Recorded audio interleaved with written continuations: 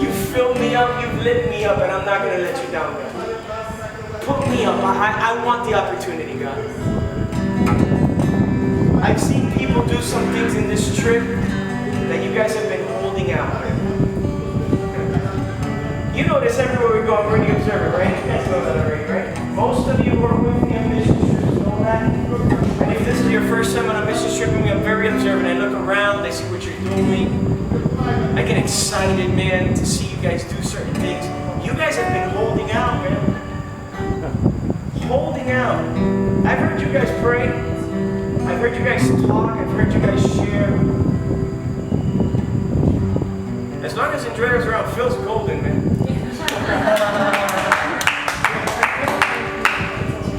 I love that guy and I love her very much. But you guys have shared some stuff here, man. The devotionals, Jose, Tommy. You guys need to rise up, man. We have a lot of need, man. God has done some great things in your life. Man, open your mouth. He lit something within you for a purpose and for a reason. Something happened to Natasha this week, and I don't even know if she wants to share it at all. I don't even know if she wants me to share it.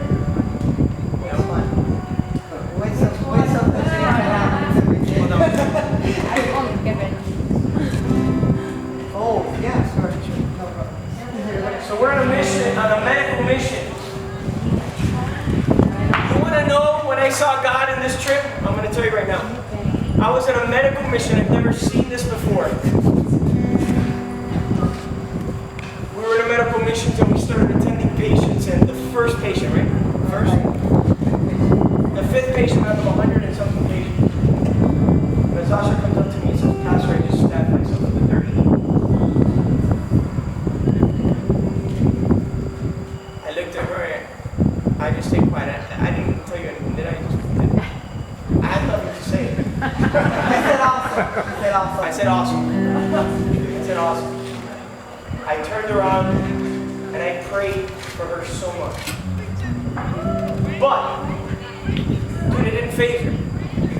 Did you see Natasha phased at all? No. I did. You know when? When she couldn't see the children today. Holy Jesus. Holy Jesus. Like, a dirty needle didn't faze her. She didn't cry, dude. She didn't move. Me saying the story, you have a panic attack right now. You're probably having hives right now. She stabbed herself with a dirty needle. She didn't cry. She was joyous. She went back to her chair and saw 70 more patients. She didn't come to me and say, Pastor, I'm struggling to pray for me, my neck, my mind. You know when I saw her cry? Today in the bus.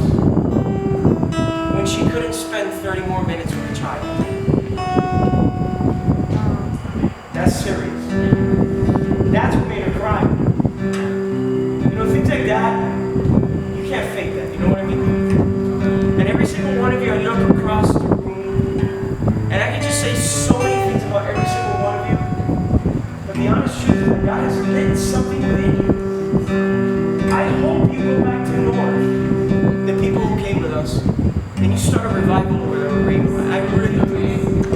I pray God uses you. I want to be part of that. I'm part of that. I really am. I hope you go back and do something, even in your own pastor's life, and in your church member's life, that you're contagious, that you light it up, man. That God says, man, look at my child. The Bible says that you are vessels of glory, that He sets you up and says, look, this is what I've done with them. This is it. Shine, man. Let your light shine. God didn't light you up for you to go home and let the world dim you down. He didn't light you up so that your husband can say, I'll turn that down a little bit. That's much. That's much. Don't do that. Don't do that. I encourage you guys. Be blessed. I pray that through this trip, the most important thing that happened to you is that God revealed Himself, and that you just saw God in another aspect, that you drew near to the Lord, that you're going to go home with a different faith, a different perspective, that some of you have been praying for your husbands, your wives, some of you have been praying for your sons and your daughters, that you go home with a faith and you say, God,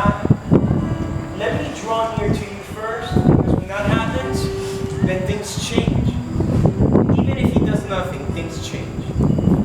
I pray that the words that were shared here, this was a missions trip / retreat. And Sam got a vision about that before we got here. And this was a retreat. The worship, the blessing is that we have another worship team that the church was blessed as well. We are blessed as a church. A blessed church. We had a retreat. You know that, right? When people ask you how it was, well, which aspect do you want to know about? You want to know about the retreat aspect, or you want to know about the missions aspect? Because I swear to you, every time somebody came up here and spoke, it blessed me, man. Every time Lori and Desiree and these guys, besides Pierre introducing people, every time they showed up, every time they sung, it was like heavenly, man. It was awesome, man. I was ministered to. So listen, I can talk up here forever, and I really could, but don't let anything dim what God lit. What God lit. God is burning something within you. Take it home, man. Take it home. Some of you have come up to me, and some of you ask me, well, Pastor, this is what I want to do. Let's do it. Do it. Let's do it. You got my support. Let's do it. You want to do it? Let's do it. John Parra tells me, Pastor, at home, you know, if you know John's life, it's as hectic as it looks. And he tells me, it just upsets me that people don't do anything. My message to people is do something. What a message, huh? Do something. Coming from a guy who, I'm telling you, man, he loves the Lord and he serves the Lord in the ways that God gives him the capacities. But he tells me what bothers me is that people do nothing. That's what bothers me. And we can all do something. So go home with a fire that God has lit. And he's going to set you up on a lampstand so that all those who are in darkness can be drawn to him. And again, I tell you this, pray for me because I can't wait to talk to my friend with no legs on Kendall